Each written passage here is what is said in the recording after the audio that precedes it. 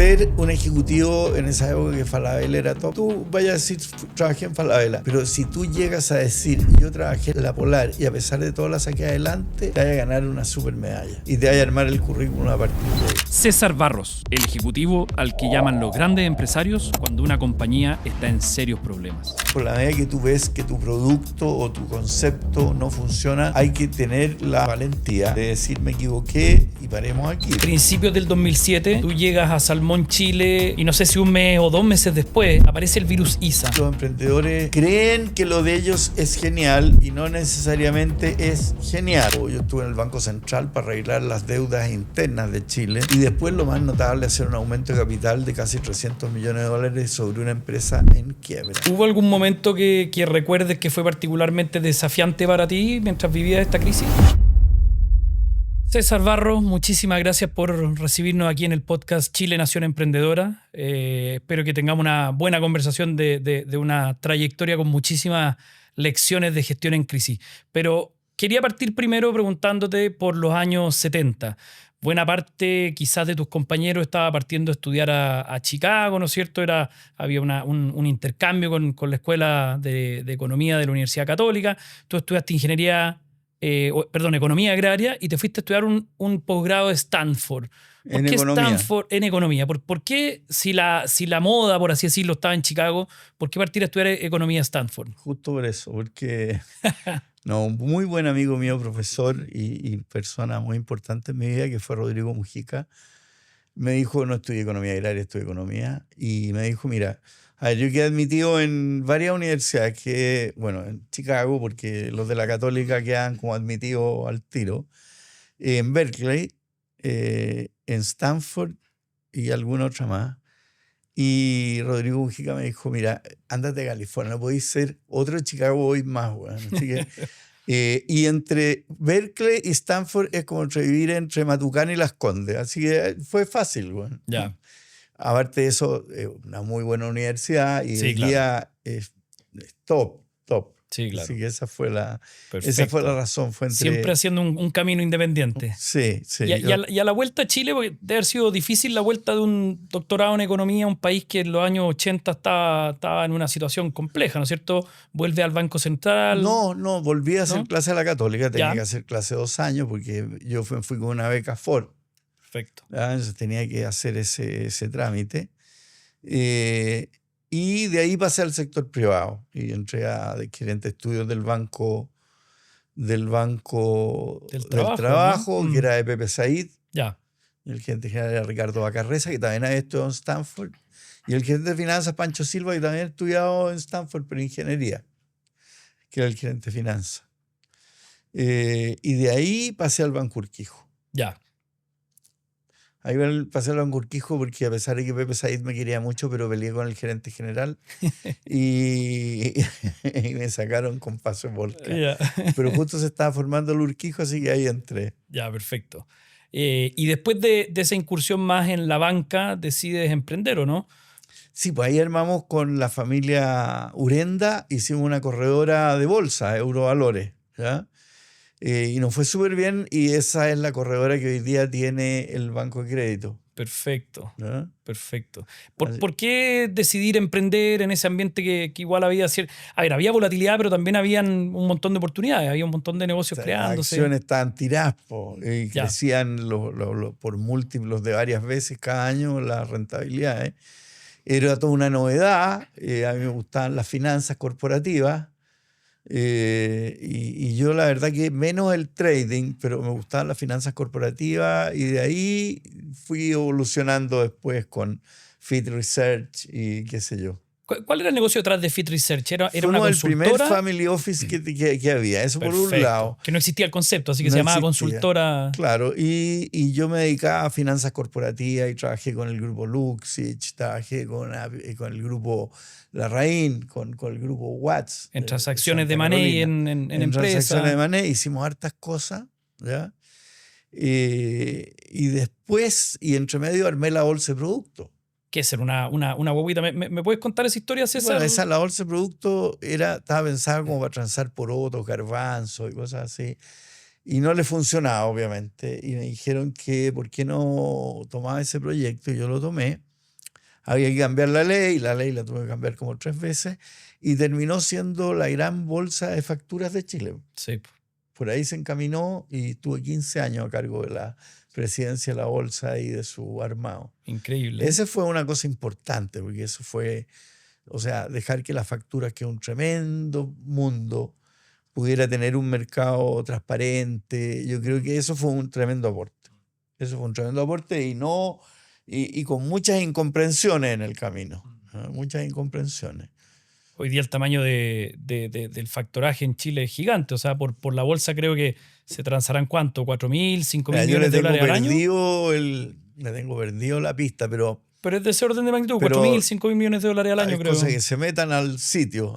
Ya hace 5 años que no estoy ahí, pero además ellos custodian un tremendo porcentaje de las facturas que se transan en Chile. Sí, claro.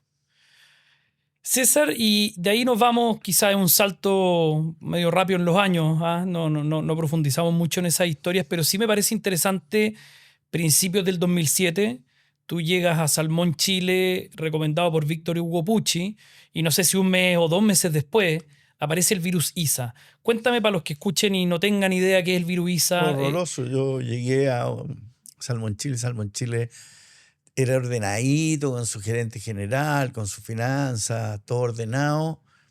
Y de repente aparece este virus y uno dice, ¿qué es esto? Es un ARN virus, ¿ya? Es como el del virus. Como el COVID. Como el COVID, de la misma fórmula. Y los noruegos me dijeron, súper simple, se mueren todos los pescados. Uf.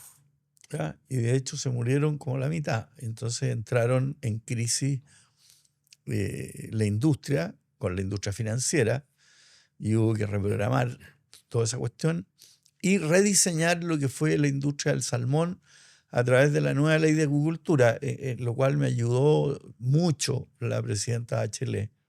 De hecho, esta ley de acuicultura vigente hoy día fue lo último que firmó ella cuando se iba yendo. Ya. ¿verdad? En que se armaron los barrios, las macrozonas. ¿Cómo era antes de esa ley? Antes era a la que te fuiste, ¿no? Ya. Se ponían, no estaban bien ubicados, las coordenadas no estaban bien definidas.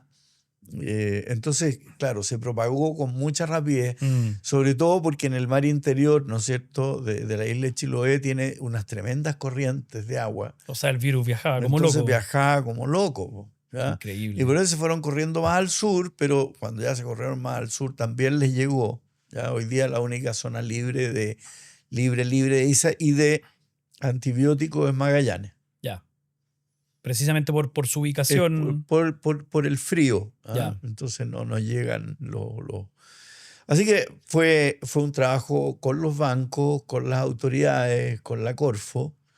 César, pero cuando recién parte la crisis, ¿cómo te pilla? Porque estabas ahí recién asumiendo este gremio, no sé si tenías experiencia previa en el mundo del salmón. Ni una. Yo había comido salmón, más que eso no. ¿Y cómo te organizaste entonces, estando al mando del gremio, teniendo que organizar una industria importante? Juntamos un lote importante de gente, de los dueños y gerentes generales, que armamos un grupo para ver cómo podría organizarse esta industria.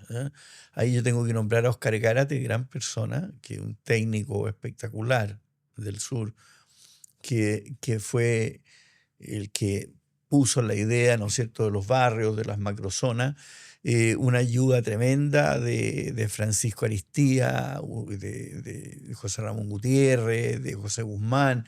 Todos cooperaron a que esto se fuera armando porque todos tenían intereses creados que se vulneraban con esta nueva organización territorial. Ya, o sea, tenían que ceder algo. Sí, porque había que dejar descanso y en esa época no se podían sembrar y no se podía cosechar. Ya. Entonces, como toda restricción implica una restricción al negocio y un achicamiento al negocio, pero esto todo se hizo en aras de tener que no volviera nunca más el tema. Claro. Sí, en el fondo, tanto has quebrado. ¿Cómo fue esa negociación con la banca? Porque me imagino haber sido compleja, pero tampoco es fácil. Mira, fue compleja. Yo me acuerdo que me llamó Andrónico Luxich y me dijo, bueno, ¿sabéis que cuando pasan estas cosas uno primero lo provisiona, después lo castiga. Y yo le dije, ya, pues, dale, son 3.000 millones nomás, así que... Él dijo, no, Es me una dijo, pero exposición enorme. ayúdame, me dijo, ¿quién me puede ayudar? Y yo le recomendé a una de las personas que yo creo que es de los más inteligentes de Chile, que es que armó el canal del fútbol, Ya. ¿ya? Y Jorge Claro. a Jorge Claro. Y Jorge Claro descubrió una cosa re interesante, que no era interesante tener las acciones en garantía, sino que hay que tener las concesiones en garantía. Y ahí se Perfecto. zafó una cuestión a la cual los salmoneros le tenían mucho miedo, que si tenían las acciones en garantía, si la cosa se prolongaba, les iban a quitar las empresas. Ya. Entonces Jorge Claro fue O sea, Jorge crucial Claro en eso. representó ahí a la banca. Claro. Ya. Pero sobre todo le dio la solución a la banca. Ya. Pero fue con muchos dime y diretes por Perdón, el para entender, diario. ¿por qué era una solución tener en garantía la concesión versus Porque las lo que acciones? vale es la concesión. Ya. Ahí es donde se ponen los salmones. Tú no puedes poner salmones en una no concesión. Ya. ¿Ya? Y las acciones valen porque tú tienes la concesión. ¿Ya? Y los salmoneros tenían mucho miedo de que teniendo las acciones en garantía a los bancos la iban a vendérsela a los noruegos. Ya.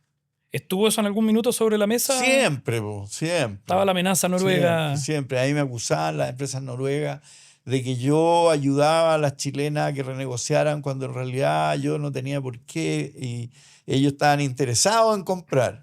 Ya. Obvio. Obvio. Entonces, mucho conflicto de interés de todo.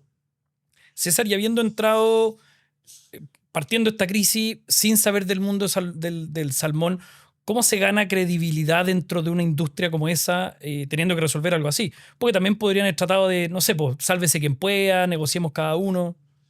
Bueno, de eso se trata el liderazgo. El liderazgo. Y en estos gremios es como arrear un rebaño de gato. Sí, debe ser Claro, complicado. porque Porque cada todo... uno tiene su agenda, cada uno tiene su interés. Hay cosas que no le convienen a uno, que no le convienen a otro, pero fue muy grato y yo creo que ahí tuve amigos que me ayudaron muchísimo, como José Ramón Gutiérrez, Francisco Aristía, José Guzmán de AgroSuper. Que ellos ayudaban a convencer a Ellos los ayudaban otros. a armar el piso político. Ya. ¿Y cuáles fueron las conversaciones, digamos, hacia el interior del gremio quizás más difíciles? ¿En qué costó ponerse de acuerdo? Pese a que estaba en juego la industria completa. A ver, desde qué tan largos tenían que ser los descansos, a las profundidades de las concesiones, a cómo se diseñaban las macrozonas, a cómo navegar de una zona infectada a otra. Esto encima de todas las regulaciones que ya tenía. ¿Ya? Yo te diría que después el gremio, después que yo me fui, se dividió entre las más grandes y las no tan grandes, pero por temas básicamente de agendas de ellos. Es muy difícil la vida gremial, muy difícil, porque siendo una misma industria y uno pensaría que tiene el mismo interés y los mismos mercados, la misma función de producción, si aquí todos producen más o menos parecido, pero sin embargo existen egos potentes y intereses potentes. Ya. César, ¿y cómo se puede negociar? No sé, pensemos en la banca. ¿Cómo se puede negociar cuando uno no tiene un poder negociador evidente? Uno, mientras más grande la deuda, más buen negociador tiene.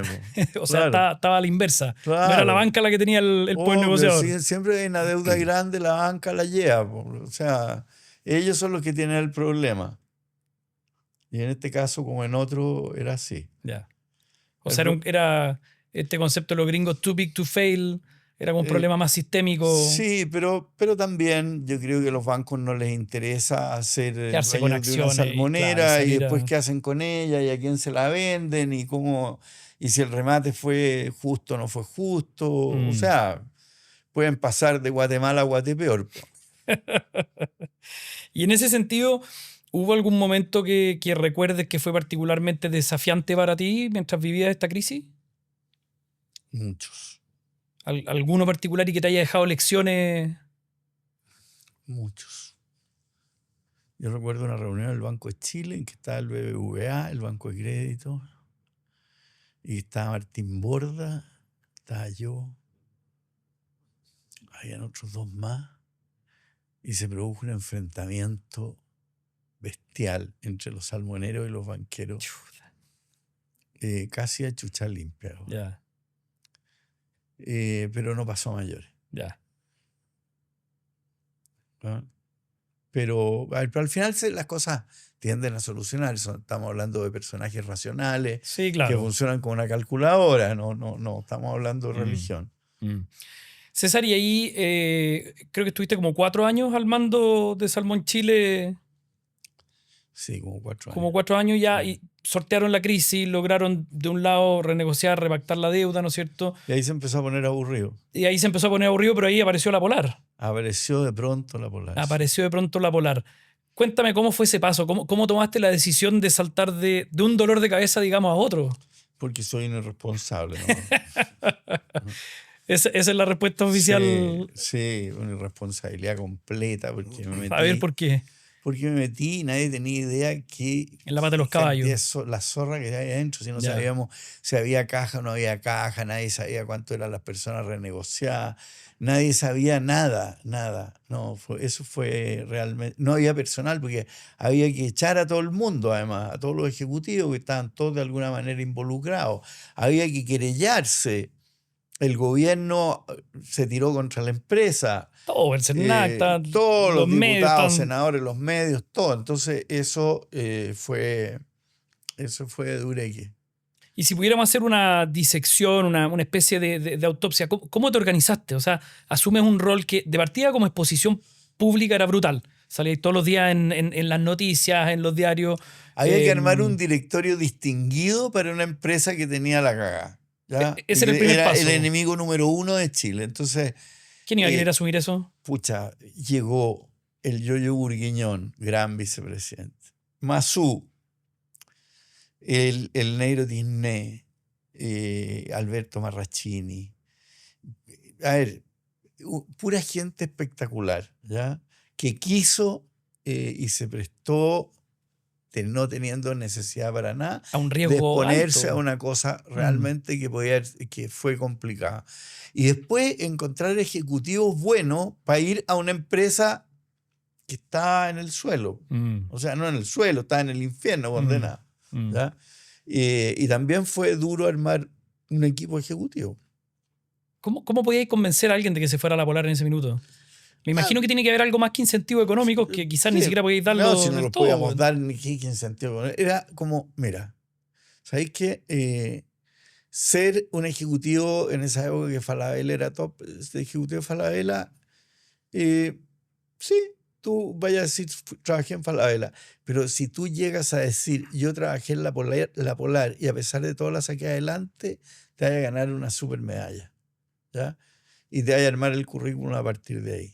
Y yo creo que ese fue el discurso, en un discurso semi-patriótico casi. Ya. Qué notable, qué increíble.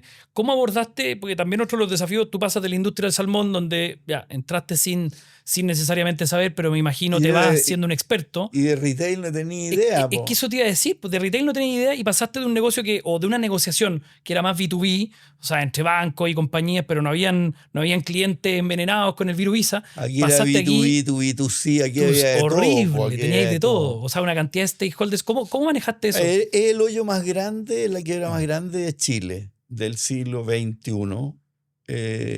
Para que tengáis una idea, proporcional al PGB es más grande que la de Enron en Estados Unidos. Wow. ¿Ya?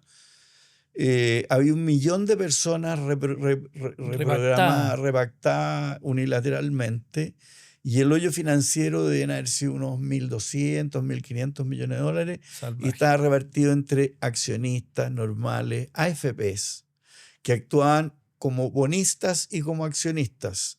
Había fondos mutuos, había bancos, había personas naturales, o sea, todas las leyes del mercado de capitales juntas y revueltas para buscarle una solución. Y en ese tipo de situaciones, ¿cómo te armaste? ¿Cómo te organizaste? ¿Cómo armaste equipo tú? Más allá del directorio de la compañía, ¿tú con quién hacías yunta?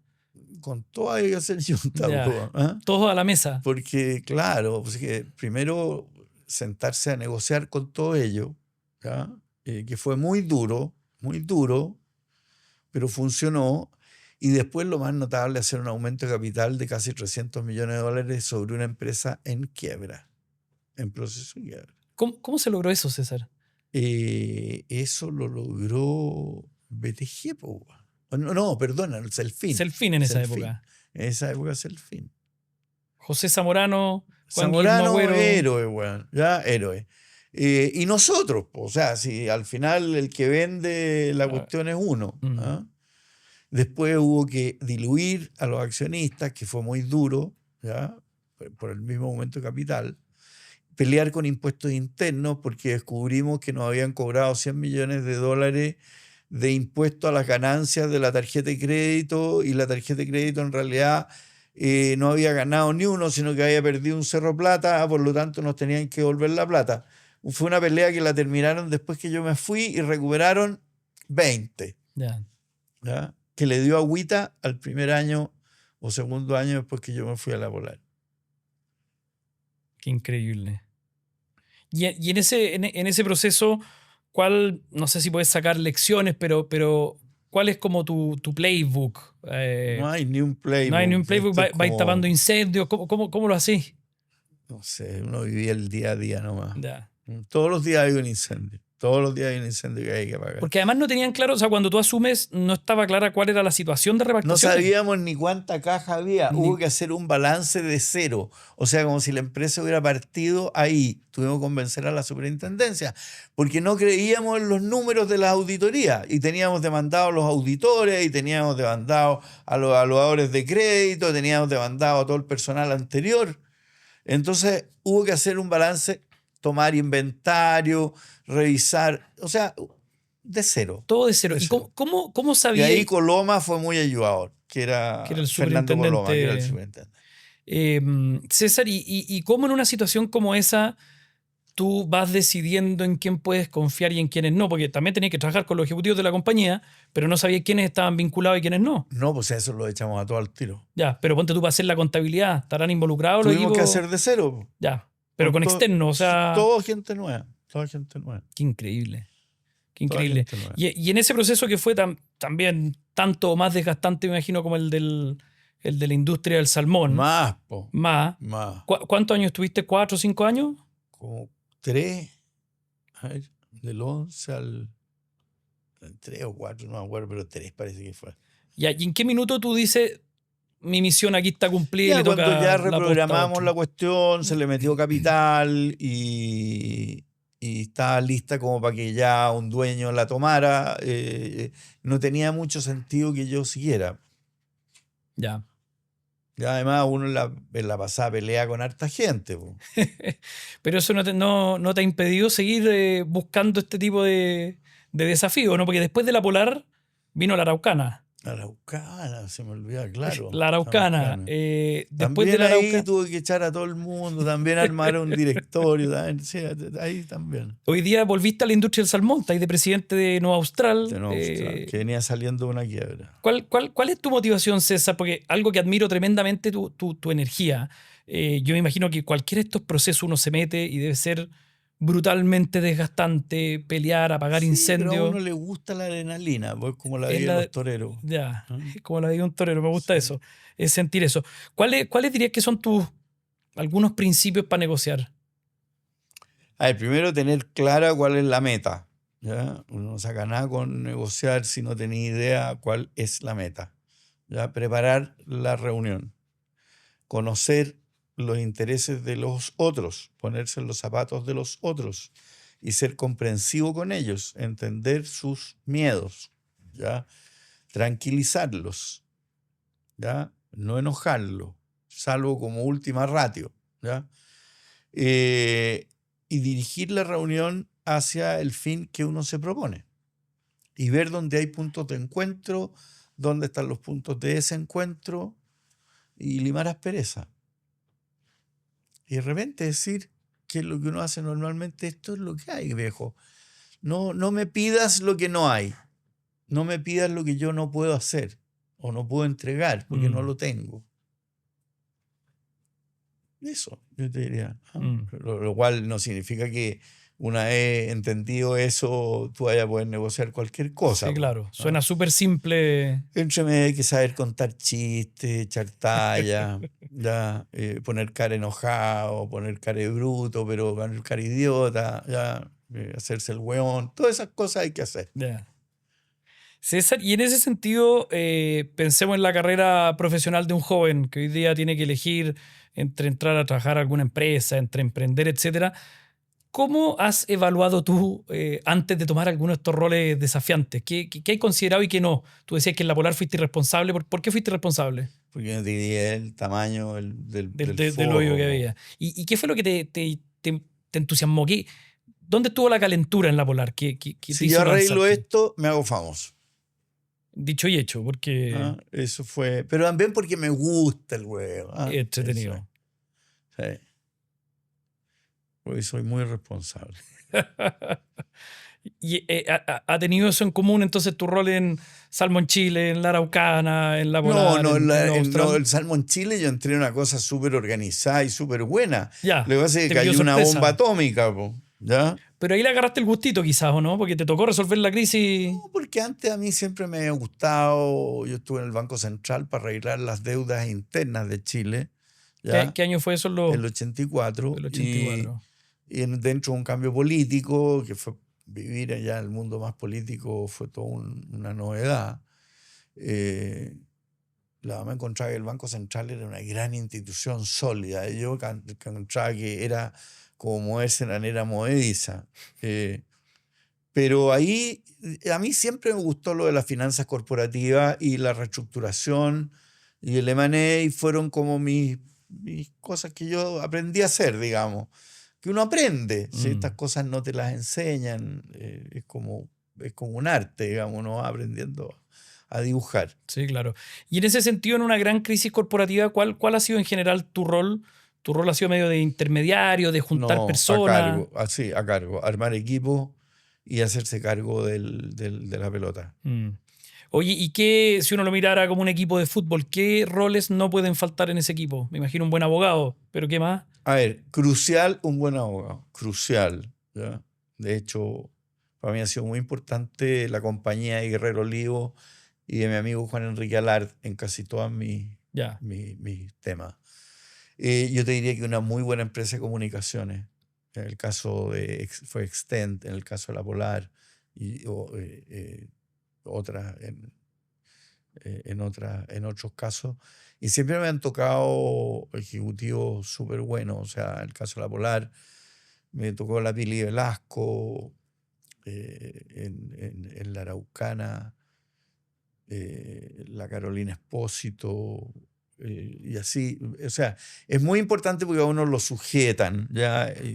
Uno tiende a irse a los combos y la empresa ojo, no sobre reacciones. Ya. ¿Ya?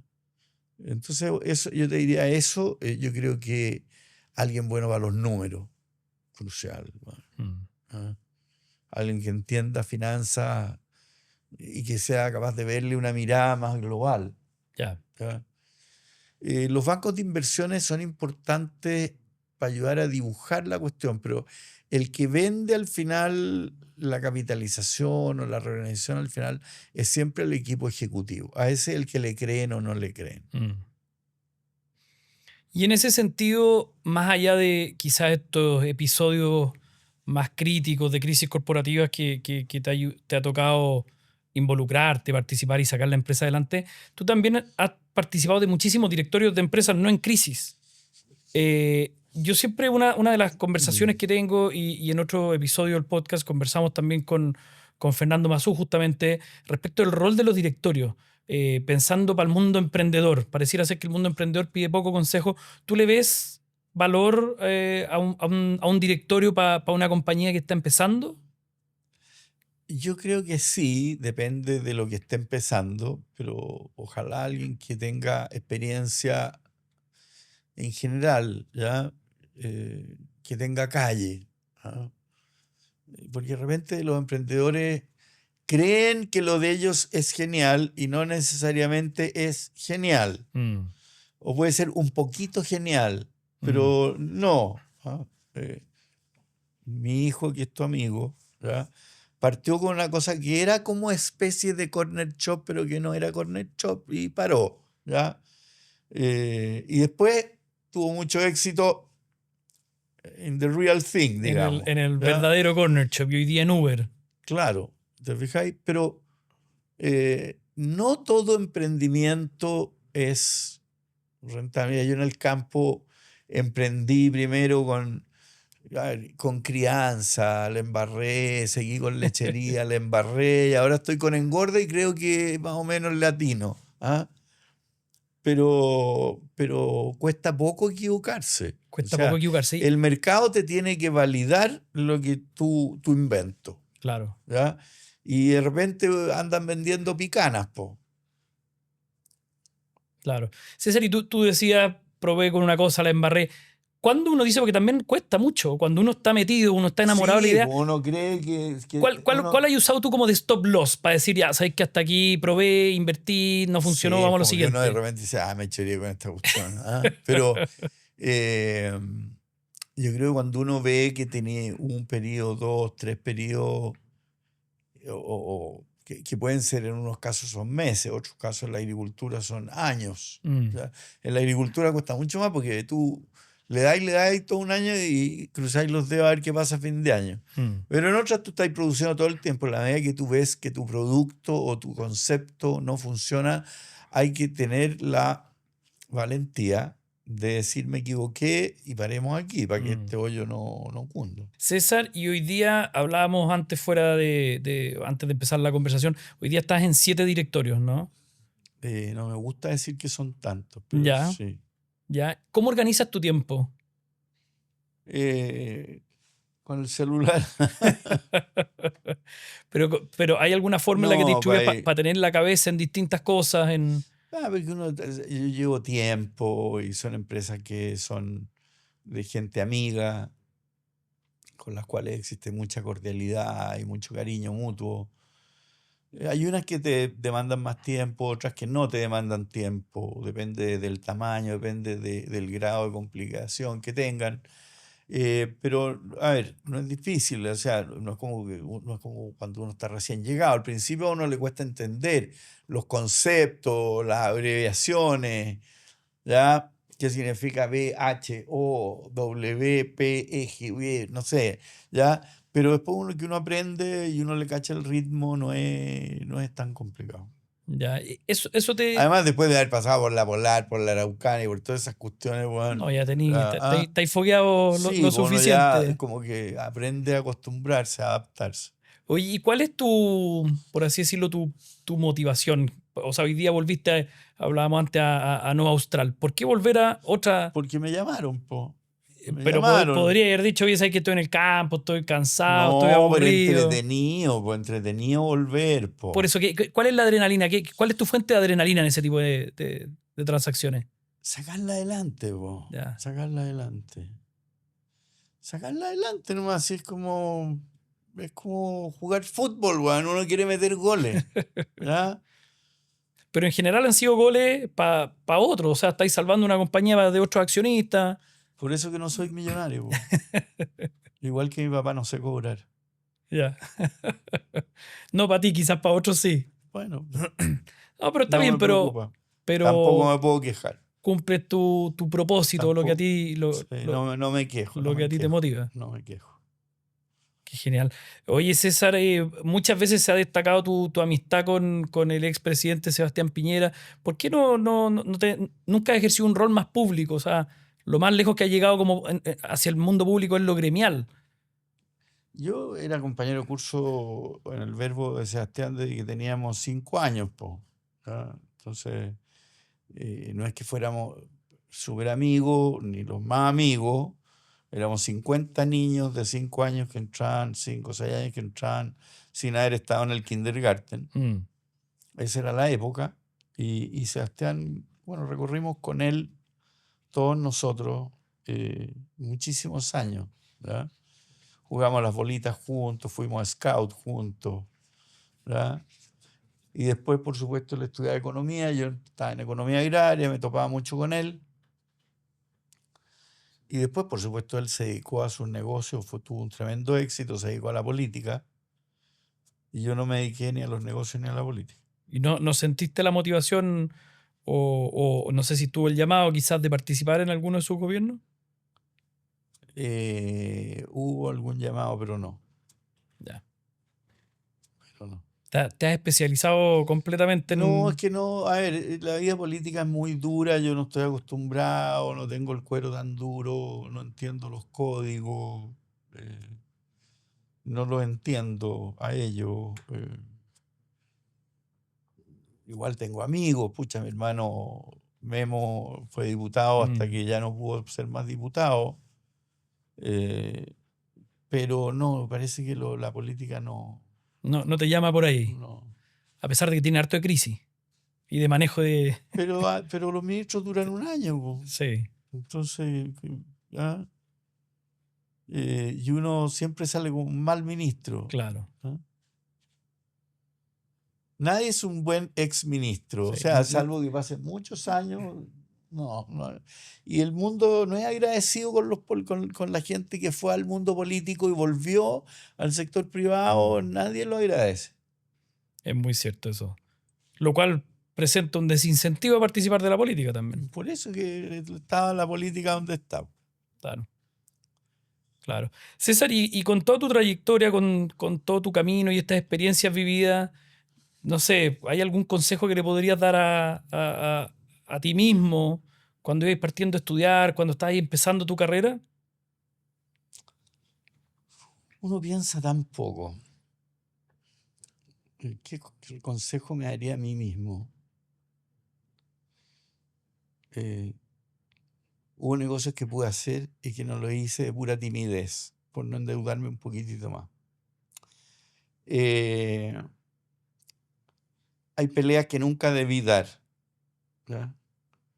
Yo nunca debería no debería haberme burlado del ministro de Hacienda de la época de Luis Escobar Cerda. Yo creo que tuve muchas peleas que no tenía para qué haber dado, o modos rudos que no tenía para qué, que los podía haber evitado, pero que se me salen, es parte de uno también.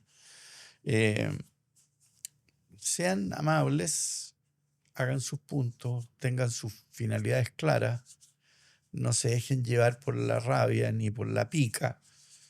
Hay gente que los va a molestar, gente que los va a apelar, que los va a denigrar. No, no hay que hacerle caso a eso. No hay que hacerle caso. Igual algo de cuero de chancho tiene.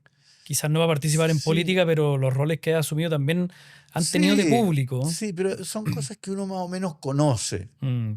que uno está mejor sentado. ¿Ah? César, muchísimas gracias por esta conversación. No, pues gracias a ti.